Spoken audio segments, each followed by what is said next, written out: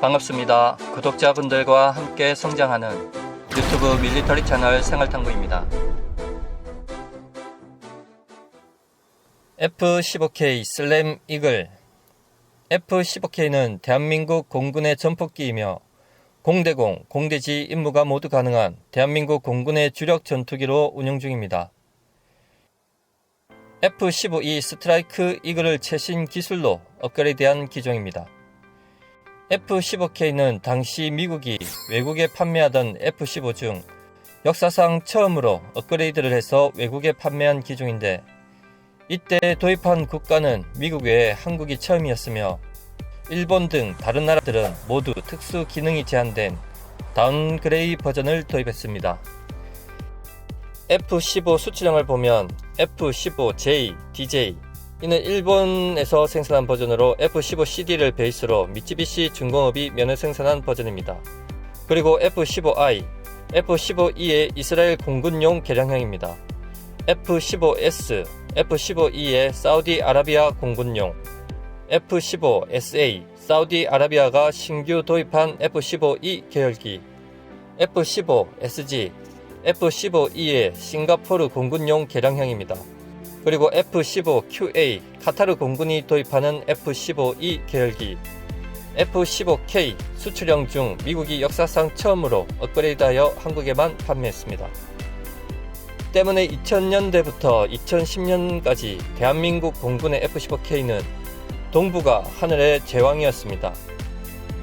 처음 한국이 F-15K를 도입할 때 일본은 난리도 아니었습니다. 대지 공격을 할 수 없었던 똥구형 F-15J는 한국의 F-15K에 잽도 안되는 기종이었죠. 때문에 일본은 나름대로 F-15J 업그레이드 계획을 세웠는데 예산 때문에 상당히 요즘 문제가 많습니다. 이참에 아예 업그레이드는 물 건너가고 한국의 F-15K가 계속 우위에 있었으면 하네요.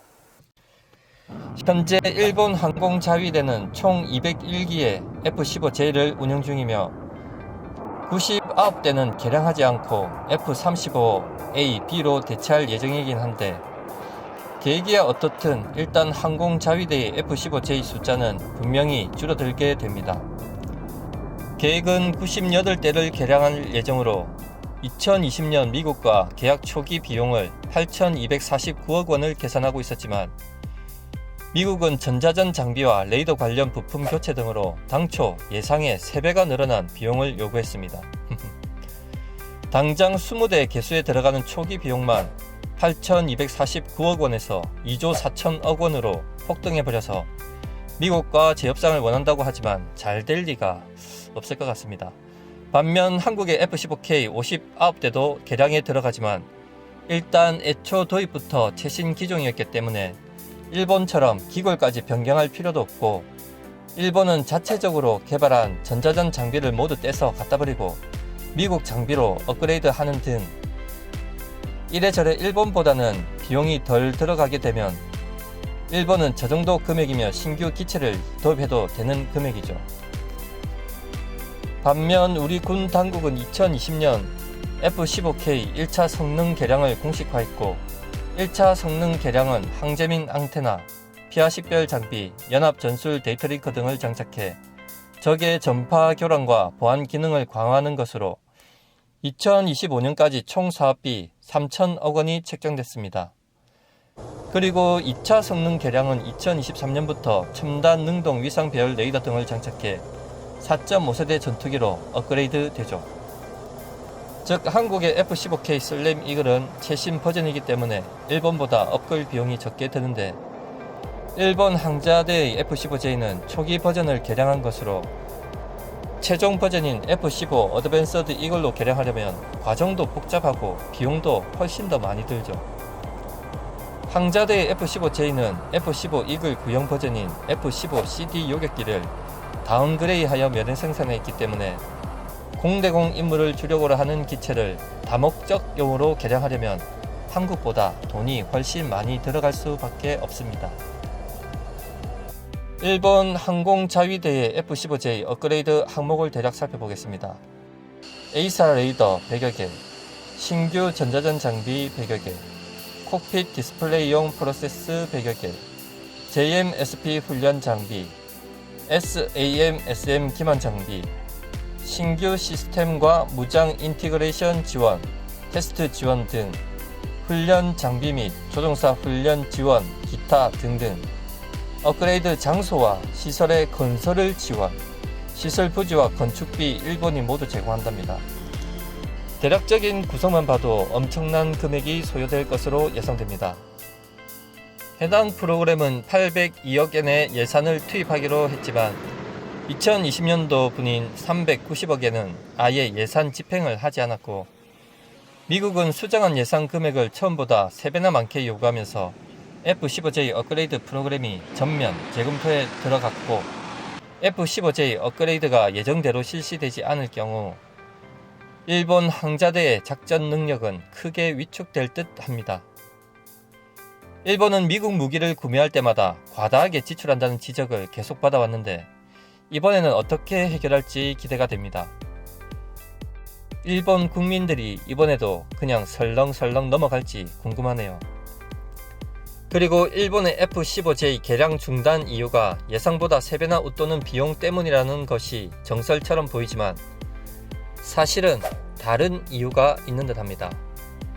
아마도 일본은 F-15J 개량 시 자신들이 업그레이드를 진행할 시설까지 막대한 세금을 들여 지원하게 되는데, 업그레이드 시 일본 기술진의 참여 불가 항목이 원인이 아닐까 생각됩니다. 왜냐하면 일본은 F-35A, 일본에서 조립했던 기체가 아오모리현 앞바다에서 추락한 사건이 있었습니다. 당시 사건으로 일본에서 조립되는 F-35A 기체가 중요 조립 작업 시 일본 기술진들을 아예 배제시킨 상태에서 진행된 사실이 밝혀졌습니다. 자존심 문제를 넘어 F-15J 개량을 자국에서 실시할 일본으로서는 이런 부분을 관과할 수 없는 상황이죠. 이미 일본 국방 관계자들이 향후 F-15J 개량 후 자국산 공대공 미사일을 운용할 수 있는가 하는 문제가 지적되었었고, 이런 부분도 미국과 협상을 진행해야 하는 문제가 있습니다. 구형 F-15J를 첨단 기능으로 업그레이드를 진행하게 되는데, 과연 미국이 일본에서 조립되는 F-35A와는 다르게 F-15J 업그레이드 작업 시 미국이 비밀 유지 정책을 해제해줄 가능성은 거의 없겠죠. 상황이 이렇게 되면 자국에서 생산되는 일본제 AAM-4, AAM-5 공대공 미사일은 사용을 못하게 됩니다. 뒤에서 협상을 잘하는 일본의 장점을 살려 미국 정부 및 보잉사와 협의가 잘 풀린다 하더라도 추가 비용은 폭발적으로 늘어나겠죠. 항자대가 보유한 F-15J 기체만 201대입니다. 일본 F-15J는 향후 JSSM과 LRASM의 탑재 계획으로 난세이 제도 방면의 방위력 증강의 핵심 축으로 운용될 예정입니다. 그런데 F-15J 개량이 중단된다면 일본의 방공 능력은 지금보다 훨씬 약화될 것입니다. 현재도 기존의 F-15J, DJ, JMSIP 기체에 따라 레이더 경계 장치가 세 종류로 사양이 다르고 혼재하고 있는 상황에서 항자대는 F-15J의 부대 운용과 수리, 보급 등의 문제를 겪고 있으며 일선 부대에서도 이미 답이 없다는 말이 나오고 있는 중입니다. 그렇다면 한국 공군의 F-15K 업그레이드 사업은 잘 되고 있는가요?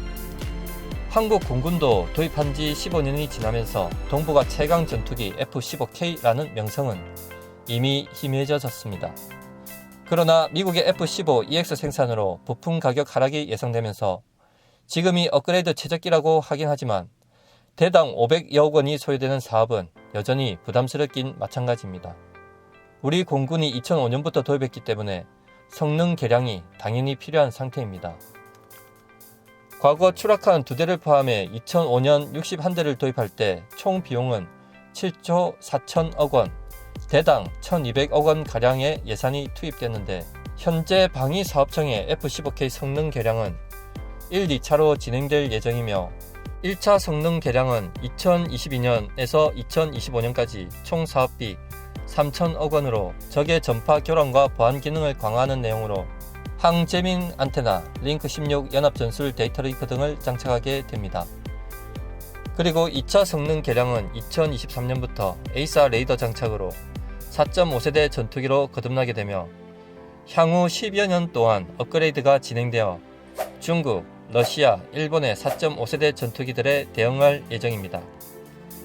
다만 한국도 일본처럼 당초 F-15K 업그레이드 비용을 3조 원대 정도로 추정했는데 4조 원까지 될 것이라는 소문이 돌고 있습니다. 이렇게 되면 대당 비용이 500억 원을 훌쩍 넘어 600억이 넘을 것으로 예상되면서 도입 당시 대당 1200원의 절반 수준이 되면서 논란이 되고 있죠. 당초 예상 비용보다 3배나 증가한 일본보다 괜찮은 조건이긴 하지만 아마도 실제 최종 협상에서는 훨씬 낮아질 것으로 예상됩니다. 마치며 무기 성능 개량 사업은 사실 도입 사업과 다르게 경쟁 상대가 없고 기존 업체와 진행되기 때문에 사업비는 부르는 게 값입니다. 일본처럼 독박을 쓰지 않으려면 한국 정부와 공군 관계자들도 F-15K 성능 개량과 관련해 최선을 다하고 준비해야 될 것입니다. 시청해주셔서 감사합니다. 구독과 좋아요 알림은 기쁨입니다.